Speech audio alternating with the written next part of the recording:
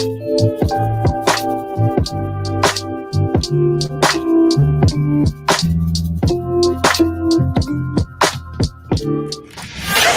are offline. This is the Good Governance Radio. GGR.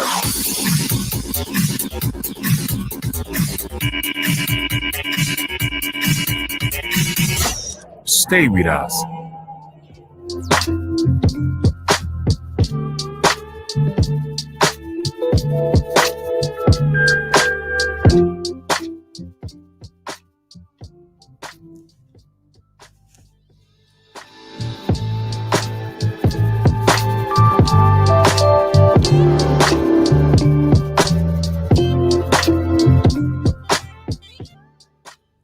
It is another beautiful day in Nigeria, in Africa.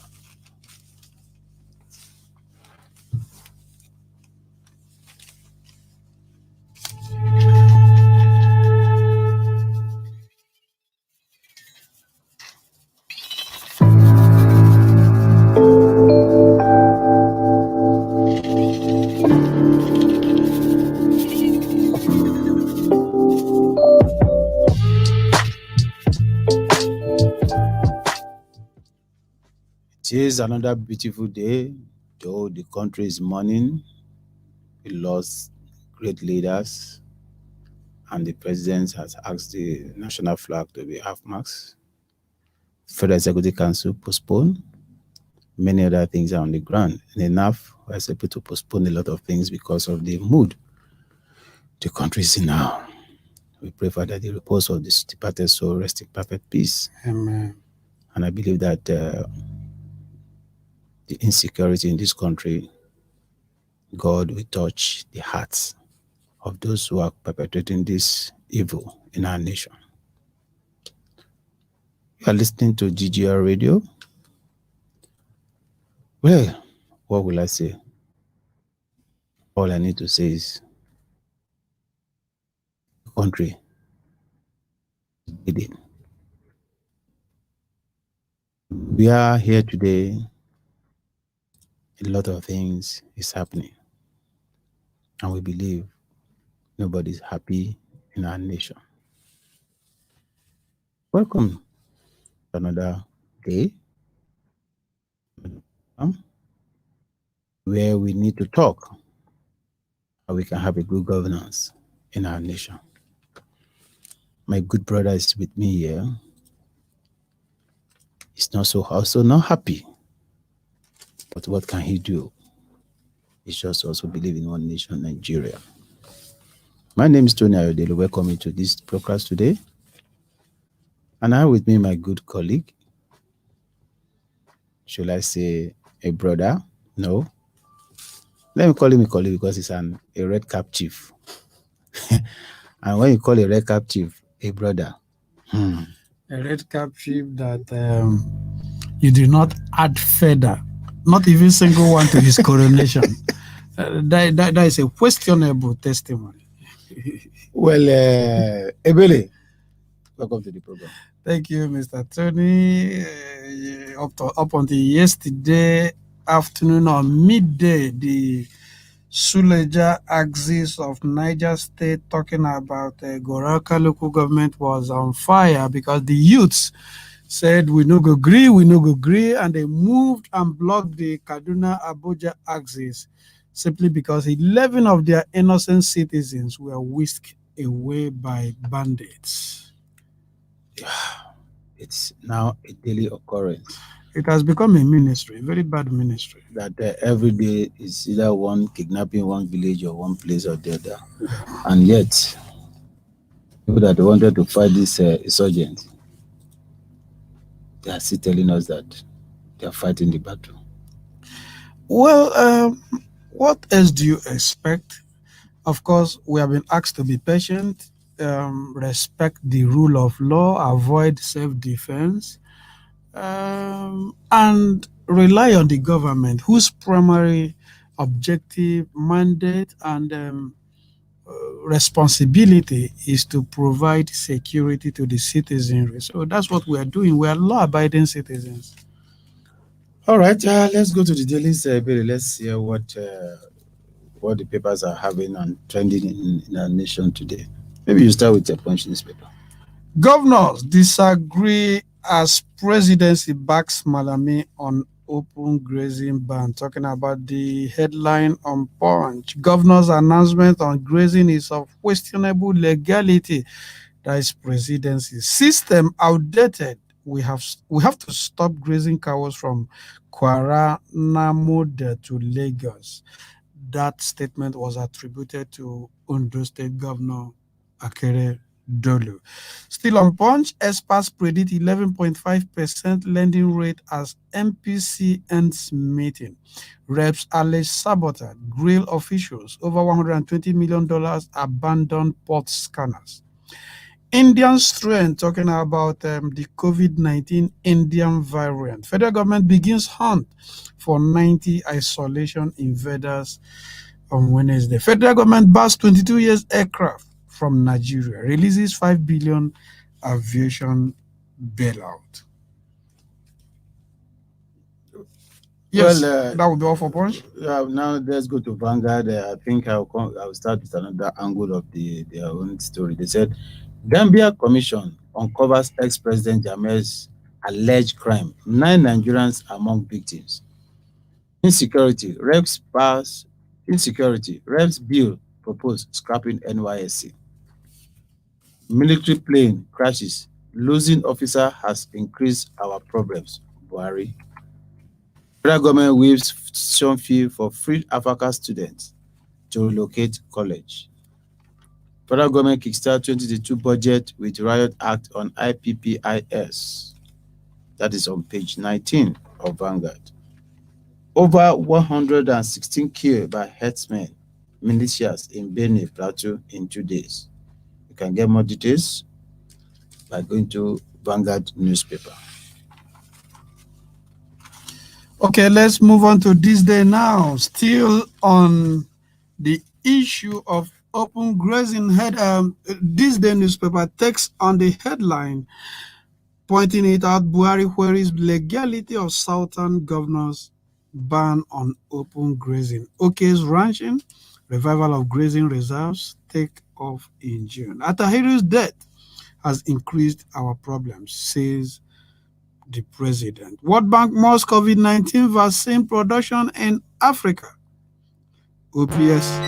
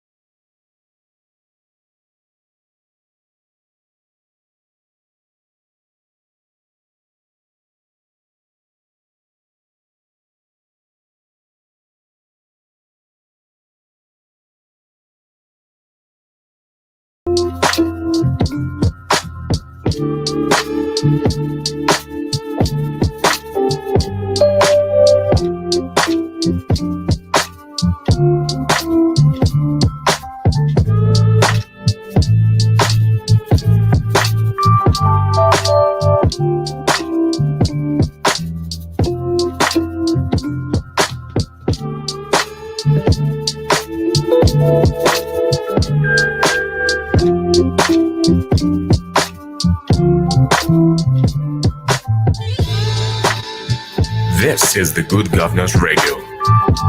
You are listening to GGR, Good Governance Radio. Stay with us.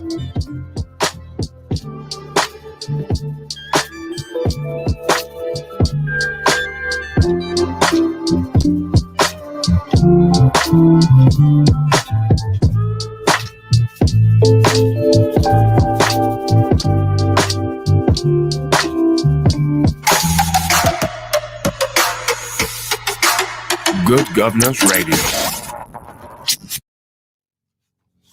All right, welcome back. Sorry about breaking transmission. We are in Nigeria. We know at times we are not sure when the PACN can strike. Yeah, it's one demon we have been binding and casting, but we will not relent. After all, it's spiritual not to relent. One of these days, that spirit of darkness will be broken by fire, by force. And I think they are also even thinking of increasing the tariff when we are still not enjoying the at least 17 hours uninterrupted. I have always said is that I don't know what we think at times. There was a time in this country that telecommunication services was a luxury, and people paid heavily to have ordinary landline. Landline. Getting the landline line in the first place installed was harder than getting an American visa. But one day it was deregularized, and we have telcos who came in, made us to pay 15 naira per minute. Remember then, when there was no per second billing. Even when you saw ordinary high, you paid 15 naira. It was call drop 15 naira. People didn't complain because you had the service and you were paying, even though it was expensive. Yeah. So what I'm saying is that if you give us this light and you double the tariff, our complaint might be minimal. Just give us the light first. People who are still on, not prepared now? The other analog meter estimated billing. You could travel today, remove your cutout, leave this country or wherever for 3 months, and you will come back and meet a bill. One day I asked them in Lagos, are you sure that some territorial beings, maybe spirits, did not occupy my apartment while I was away? All right, that's another talk for another day. Yes. Well, we want to look at the issue of this open grazing. It is something that the presidency has also come out to say the ban is something that is by June they want to begin the issue of ranches in the country. But people are asking that is this issue of this open grazing, has it not overstayed in terms of thinking that people are still talking about it when some state governors are also saying that in their state they've banned it? Why is it still generating issues? Because a lot of people felt this issue of this cattle herdsmen has been long overflogged in the issue of talking about it, because it has been part of the security problem we have in this country. Why is it taking the headlines today when the certain governors have met and they come up with one voice that says yes, they're banning it, but yet they are not the federal government is still trying to play a kind of until last week, all of us felt we were already making progress in that direction. But Malami gave us a different dimension. He reactivated subjects and objects in the matter, and they were too weighty to be neglected. The southern governors, talking about southeast, southwest, and south came together and said, no, we are banning, or we have banned open grazing. And the Attorney General of the Federation came and said, and began to compare the situation with that of motor pass dealings in other parts of the country. I don't want to be emotional in this discussion. I will engage the Constitution. That should be Section 41, subsection 1 of the 1999 Constitution as amended, made it clear, yes, we all have the right of movement, of course, across the 36 states and the federal government. But we have seen the rights of movement taken from individuals through the court. If an individual is a criminal, is a murderer, or is of violent behavior, there is a section of the Constitution that also empowered the court to take such a man into custody. So it means that the right for movement is not absolute on its own. So that is number one. Number two is that, still looking at that Constitution, what we are talking, that Constitution, that Section 41, subsection 1, actually address the citizenry, human beings. It wasn't talking about the cows or the goats. So I can also decide to rear pythons and begin to move pythons across Nigeria, and where any city or any town or any community I move in with the pythons, they will sting people and kill them. All in the name of all in the name of right right of of movement. movement. Then if you now talk, I will tell you that look, I have my right quoting section 41.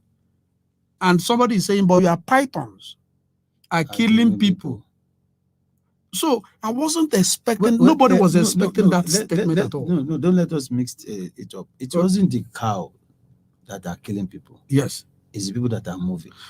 Because they were protected. Remember that for the past 6 years in this country, that are moving we have been discussing how the cows we eat. We have not been discussing how human beings will eat.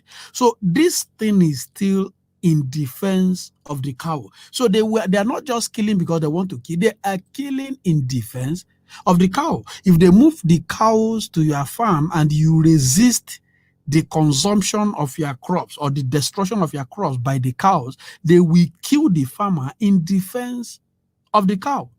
But just to harmonize what you said, the same people who are moving about, whether they are killing for the cows or whatever, they are moving with AK-47.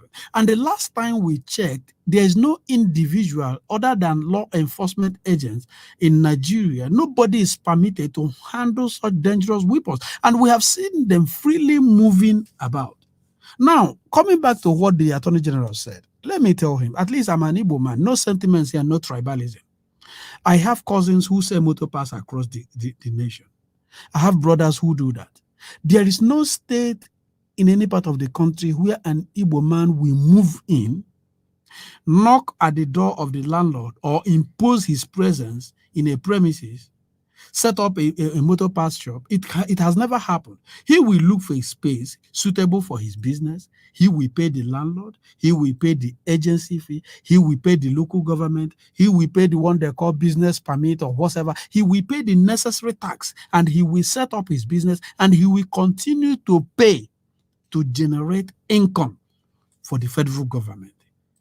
They have not moved into anybody's estate, destroy the estate, impose their parts, impose their goods, and say, hey, whether you like it or not, we must do business there. And they have never asked the federal government to build shopping malls free of charge so that they can do business. In other words, we are talking about ranching. These cows belongs to individuals.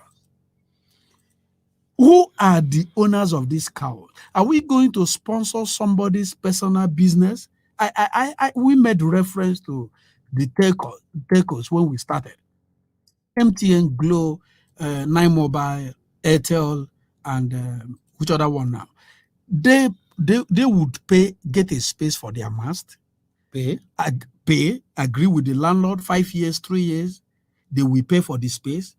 They will install a generator that will power the sales stations, and they will bill the consumers, the subscribers, and they will pay their taxes to the government. That's how individual private businesses are being run. So if you want to rear cows in Nigeria, you set up a ranch, you buy a land, you set up a ranch, you feed your cow, you make your money. And remember, when you are trying to set up the ranch, if you get a particular state, locality, or local government, and they say, hey, we don't have a land, let's still people who sell motor pass, you could go to a place, the landlord will tell you, no, I don't want you to sell pass here. Well, it's an issue that you can also be part of this discussion by sending us an SMS or WhatsApp on 09130236602. I record the number again, 09130236602. Or you can join us on Good Governance on our YouTube. Or you go to our website, www.ggr.com.ng. Let us hear your own view, your opinion about this issue of open grazing, that the southern governors have come up with a stand and said we are banning it. And the federal government saying that no, it's unquestionable illegality. What is your take on this? We're going on a short break, and when we come back, we still want to hear from you. Ability in the studio, Ability feel passionate about the response by the Attorney General of the Federation. Well, we have even crossed that line, Tony, because a few days ago, people, analysts, lawyers, people were wondering why such statement would come from the AGF. But right now, the presidency, through the spokesman, Gabachev, will declare this a questionable legality, which means invariably they have supported or backed the statement of Malami. And we are still asking Mr. President, over the years, we have been asking you for defense and security of the nation. Is this the best you can give us at a time like this? Please don't think that died. Stay with us. We are still with you on GGR.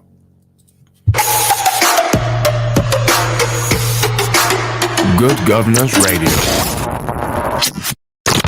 This station is now the ultimate power in the universe. Let's go. This is your radio, your station. GGR. Good Governance Radio. Your online radio. The new online radio that makes you happy. The Good Governance Radio.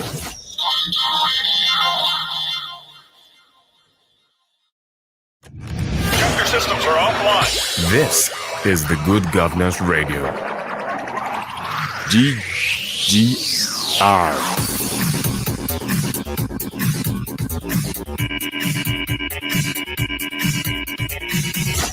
Stay with us.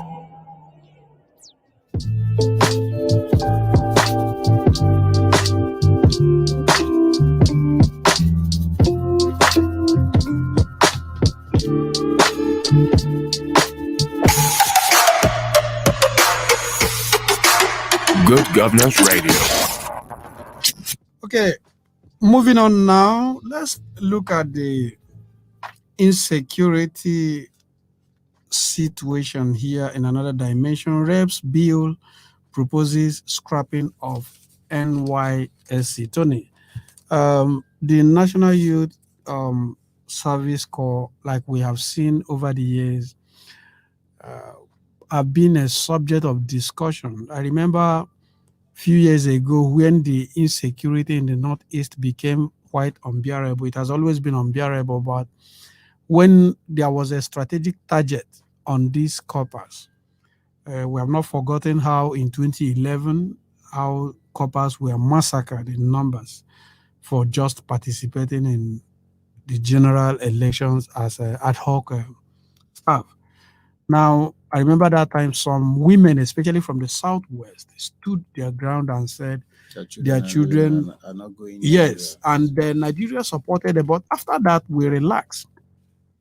I'm not even looking at the scrapping from the insecurity point of view. My opinion is this: the very essence of this NYSC was for national reintegration after the Civil War, when Nigeria stopped speaking the same language, stopped psychologically being one, even after the war. So it was brought into place so that the man from the East, where over 3 million people were killed during the Civil War, could go back to the West, so that the man from the West could see him or her as a brother once more.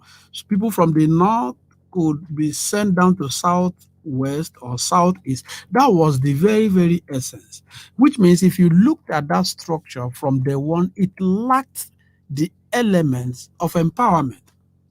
Now, every year we bundle out thousands of fresh graduates through this scheme. Most of them roam the street looking for a place of their primary assignment. They can't get it because we have not really engaged in industrialization. Many people have died trying to travel from Bayelsa to Katsina just within the stipulated time for their registration. We have seen people die trying to travel from Ebonyi State to Lagos. And we're beginning to ask, does this worth it, in your opinion? Well, in my own opinion, looking at the angle at which you are looking about people going from one state to another and having little challenges on the road, maybe by accident, well, it's because of the bad road, not because they were posted to go and serve in the. But the main thing is this: is it because of insecurity they wanted to scrap the NYSC, or the essence of creating that service for the Nigerian university graduate has failed? If we are looking at it in different angle, then they ought to have come out to say we want to scrap this because of insecurity. How does it got to do with the NYSC? Or we are trying to look at it in holistic view, the essence of having this, because I remember some of these coppers, when they are posted to another state, they did a kind of redeployment. They say, I don't want to go to this state, I want to come back to this state. You find out that most of them are not even interested in going to do this service. Some of them will just say, let me go for the 2 weeks orientation camp, come out. When the day they need to sign their form, they will go and come back. So the NYSC itself is a good program, but how well has it been managed to really give out the essence of creating that program in the first instance? So to me, I would not want the reps their proposed idea of because of insecurity or that, but rather let them look at how they can reorganize. Now, let me take something from what you said. You asked a very pertinent question. You said, is it that the very aim of this has been defeated, or is it because of insecurity? If it is because of insecurity, the scheme can still be retained. All you need to do, if you are from Borno State, or you schooled in Borno State, you should be posted back to Borno State so that you remain there. But in that case, the essence when it comes to integration has been defeated. Now, but for me, a lot of Nigerians, especially fresh graduates, they wouldn't want this scrapped, even though it has threatened lives and families. Why? Because they see that money as a free money, without knowing that to an extent it could be a distraction. For instance, I've seen people who studied engineering who should be taxing their brain, who should be more adventurous, who should be doing research, who should be more practical in their adventure, going back to classrooms to teach physics. After 1 year, we have some people that are graduates of physics. Yes. You understand? Now, I am of the opinion that, is my opinion, that NYSC should be restructured back into what I call entrepreneur scheme. My reason is this: the Nigerian educational system is a total embrace of what I call theories to an extent. Not practical. Not practical. So, but if we have a system where once you are leaving the university, you will be sent for entrepreneur empowerment. That's when we begin to take advantage of the multinationals in this country to say MTN, Glo, Airtel, this particular year, you are taking nothing less than 10,000 corpus, information technology, computer science in different angles. NNPC, you are indigenous. You are going to do the same. Automobile companies, you are going to do the same. This is a third dream, because even government parastatals, for you to even get Nigerian NYSC to serve, it is like a needle passing in the eyes of a needle, because most of these parastatals you are calling or you are thinking they should take, people find it very difficult to even take their letter of employment there, that they need their services. Rather, they'll be looking for somebody that maybe is a friend's sister, that study less course that is needed in that parastatal or in that ministry. So if you think that unless government make it as a law that if you study a course on educational line, you should go to the schools. Yes. If you study on engineering, go to a company that can employ them. Because we have seen that the graduates of medicine and surgery, they are never posted to work in, let's say, in a palm kernel manufacturing company, they are sent to the hospital, and that's what it should be. That's what it should be, so that you sharpen your skill and come out better. Okay, in that case, decisively, are you saying that NYSC as a scheme should continue? Well, that will be an answer from our listener. Let us hear your opinion about this. 09130236602. Let us hear your opinion about the issue of a scrapping of NYSC that has been proposed by House of Rep in the quote unquote in the line of insecurity in our country. What is your opinion? All right. While we wait for that response, it wasn't an omission. It wasn't an oversight. But Nigeria lost the very best as Arrowhead, talking about the chief of army staff, and he didn't die alone. Those lives, I mean, his life was wasted along with 10 others. And like Mr. Tony said, when we began, it was emotional. And if you look at this day newspaper today, the sub-headline there, according to Mr. President, Atahiru's death has increased our problems, says Mr. President. I'm sure he made that statement because when you lose a gallant soldier, you have invested, especially at that hierarchy, whom you have invested so much to train, who is now training and leading the war against insecurity. Definitely, replacement might not just be as easy as that.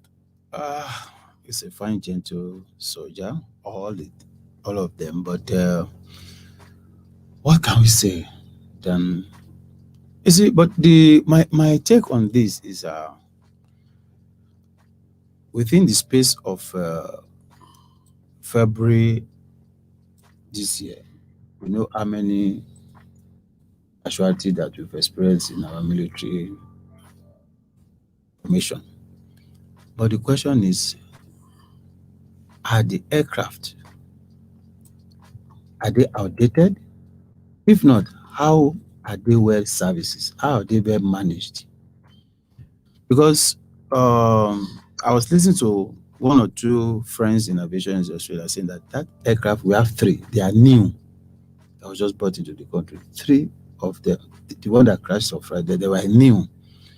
And that in all over the world, these 3 aircraft have the best safety measures. And from feelers or from a little report they had that the pilot is one of the best, and that he has flew many chief of army staff. But where did we go wrong? Or how did we get it wrong? Because some analysis were saying that, well, let us wait for the report from the investigation for the Air Force and that. But how are we managing, or how are we taking care of our facilities? Eyewitness said from the report from TOA, the weather was not too good, and the pilot decided to say, okay, let me land. In the course of that, there's a wind that was very, very strong. I took him off of the railway. So to me, I believe this is just one out of national disaster. You said something about the aircraft being new. I like the other observation. I think the preliminary report they released then was the issue of bad weather. We also learned they have found the black box, which will be the best channel to tell us exactly what happened or what caused the crash. It's no longer news that the military has raised alarm over this latest years, complaining that the equipment, which were quite outdated, weren't replaced by previous administrations. And I don't think that the chief of army staff, in his sanity, would want to fly through or with an aircraft that wasn't fit for functionality, for operations. But whatever it is, we don't have the capacity for technical analysis here. We are, just like Tony asked, we are only asking, evaluating, are we really taking care of these equipments the way they should? Remember in 2015, was it 2019 general elections that our own VP? Yeah, we're going to campaign in Yes, Akaba, in Kogi State. Exactly. The helicopter nearly took his life, if not for God. And from February till now, we have lost the best set of pilots. We just pray this we don't continue having this experience. And for those whose loved ones got perished in that ill-fated crash, our sympathy will not cease to be with you. We feel your emotions, and we can only trust God to give you the best. Don't go anywhere. Still talking about the best of comfort. Don't go anywhere. Don't touch the dial. This is still GGR. We shall be back. Your systems are offline. This is the Good Governance Radio. GGR.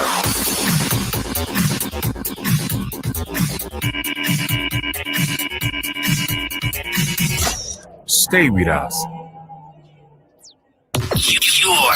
Your online radio. The new online radio that makes you happy. The Good Governance Radio.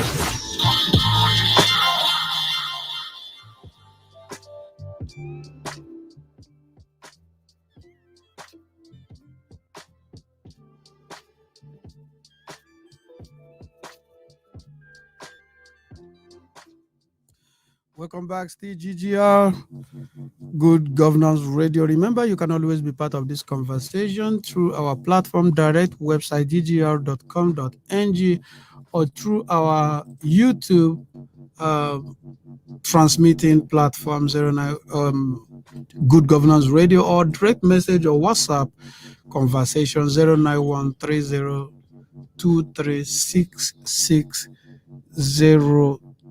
We shall continue these conversations through these platforms. We will respond to your messages and to your chats. For now, this is where we've been hanging it.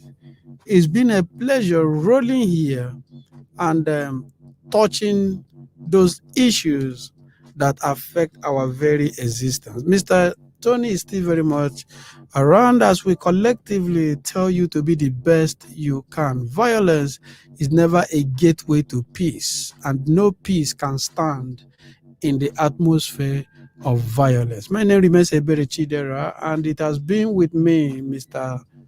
Tony Ayodele. Toby Lola has been fantastic on the system. It has been the invisible fingers that make the possibilities. Possibilities, something you could feel and perceive through smooth transmission. We're out of here until you hear our voice again. Be the best.